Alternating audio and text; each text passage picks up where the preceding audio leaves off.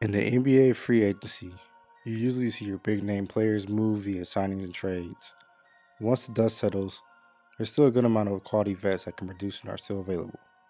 This is where teams find players to shore up their bench for the season or bodies for training camp. Here are the top veteran free agents currently still available. First up, Colin Sexton. The former lottery pick for the Cavs had a productive season leading up to free agency, averaging over 20 points per game in back-to-back seasons. He did have a down year in 2021 due to him tearing his meniscus in his left knee.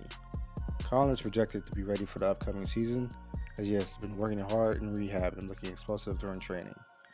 Whoever decides to pull the trigger on Colin is either an explosive two-way combo guard, which is very valuable in this league. He is a restricted free agent, so the Cavs are allowed to match any offer. There's also a possibility he may be traded, so that's something to watch. Another available guard is Dennis Schroeder.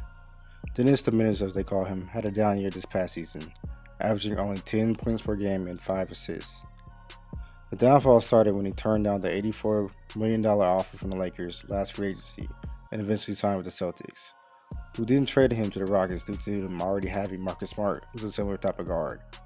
His contract is now up with the Rockets, and teams should be calling for his services if they need a two-way guard who can facilitate and consistently get their own shot off the dribble. But the only downside is he is a streaky shooter. Let's not forget how Dennis was off playing on the Lakers, so if given opportunity, he should thrive. PJ Dozier is another young player available for the teams seeking depth. PJ can provide scoring off the bench, is a good defender with his length and size. In his time with the Nuggets, he's been very much underutilized as a player, not eclipsing double-digit averages in any stat category. The time he has gotten, he has shown the Spurs that he can provide you with scoring if needed. PJ did miss majority of this year due to the ACL injury. He has been cleared for basketball activities and should be ready for the start of the season. I do believe teams will be asked for his services. This is a wing-driven league, and depth is at importance at that position. Another intriguing free agent is Matrazuro. The former Sixth Man of the Year can provide scoring off the bench at the 4 or 5 spot. This past season, he averaged 14.1 points per game. His offense is primarily focused on scoring in the paint and mid-range. He's a high-energy player and can provide a spark off the bench for teams looking for depth. But at the same time, he is a liability in defense and can be played off the floor sometimes with his inability to defend the pick and roll.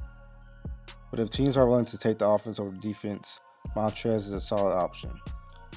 This is the main reason he's been on 3 teams since the Clippers. He also has a pending drug charge he's facing, so once that's settled, he should be sought after. Even vets who are at the tail end of their careers are options for teams, and Lamarcus Aldridge would be a great option. Lamarcus has made a name for himself over the entirety of his career of being an elite offensive big, with the ability to play with his back to the basket and stretch the floor as a big. Now later in his career, the former All-Star big has slowed down a bit, but still has the ability to play as a capable stretch big for many teams. The past 2 seasons with the Nets, he's averaged over 12 points and shot over 50% from the field. I do expect Marcus to go to a title contender as he is approaching the end of his career and wants a ring. There has been reports of the Heat showing interest, but expect for him to be signed to a contender this season. Another old vet available is future Hall of Famer Carmela Anthony.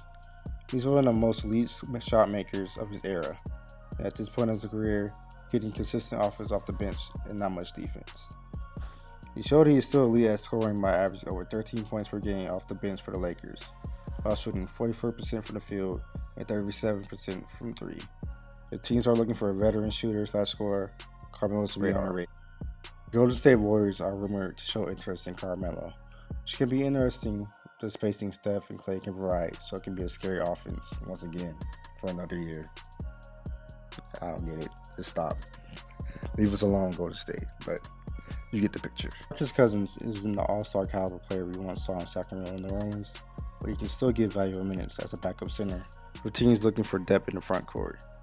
He still is an elite rebounder and has shown the ability to stretch the floor on the offensive end. He looks good in multiple stretches, backing up reigning MVP Nikola Jokic in regular season games and the playoff series against the Golden State Warriors. If teams are looking for bigs, he should be an option.